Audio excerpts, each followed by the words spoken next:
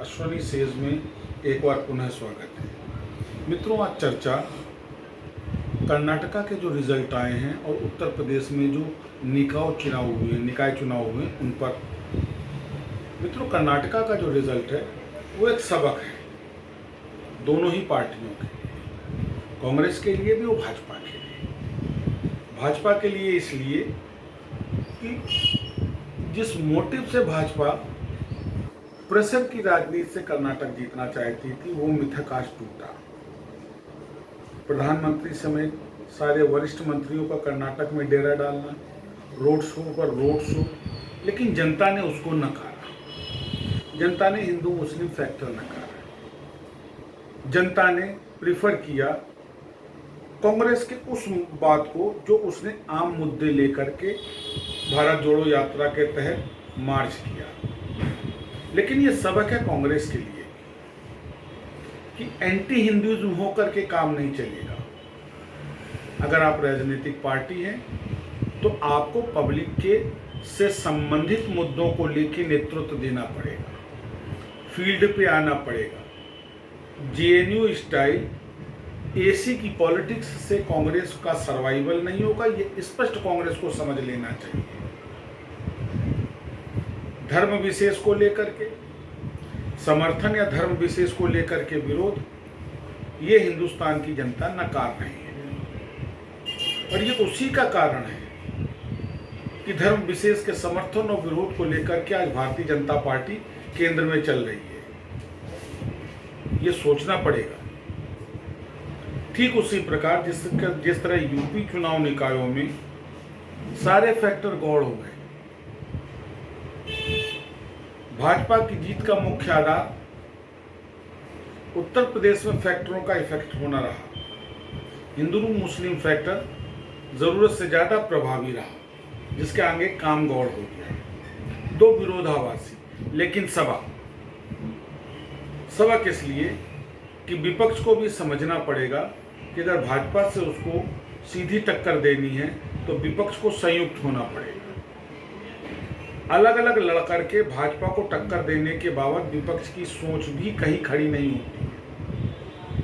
मुद्दों पे बात करनी पड़ेगी, मुद्दों का प्रतिनिधित्व करना पड़ेगा।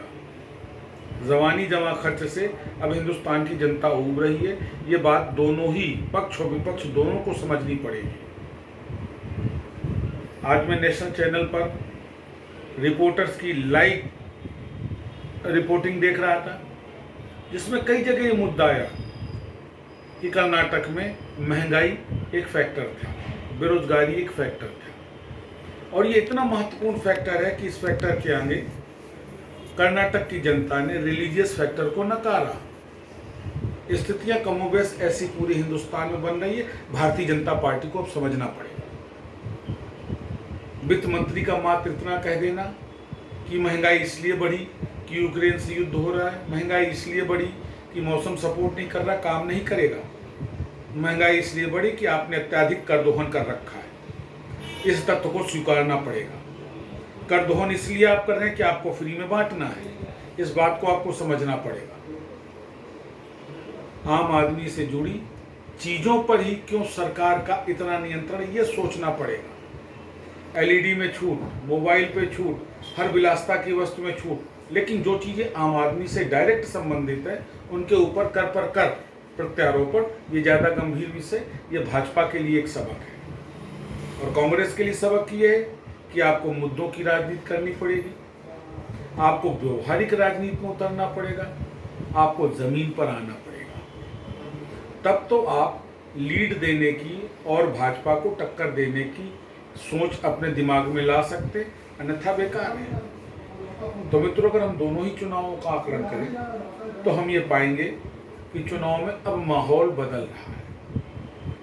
कहीं कहीं आज भी रिलीजियस फैक्टर ज़्यादा प्रभावी है, लेकिन उसको बदला जा सकता है अगर मुद्दों पर बात की जाए, काम पे बात की जाए और किसी भी धर्म विशेष का समर्थन या विरोध ना किया जाए। जो वास्तविक सेक्युलर इम्पैक्ट है हिंदुस्तान की राजनीति का, वो आपको अडॉप्ट करना पड़ेगा। जिस धर्म के लिए जो अच्छी बात है उसको कहिए, जिस धर्म की कोई गलत बात है तो उसको लेकर के आपके प्रतिवाद का तरीका भी बड़ा सौम्य और सलीके वाला होना चाहिए। एक सबक है और दोनों ही पार्टियों को अपने अहंकार को दरकिनारा कर ये सबक लेने के लिए मानसिक रूप से तैयार होना पड़ेगा। पुनः मुलाकात करूंगा मित्रों आपसे। नमस्कार।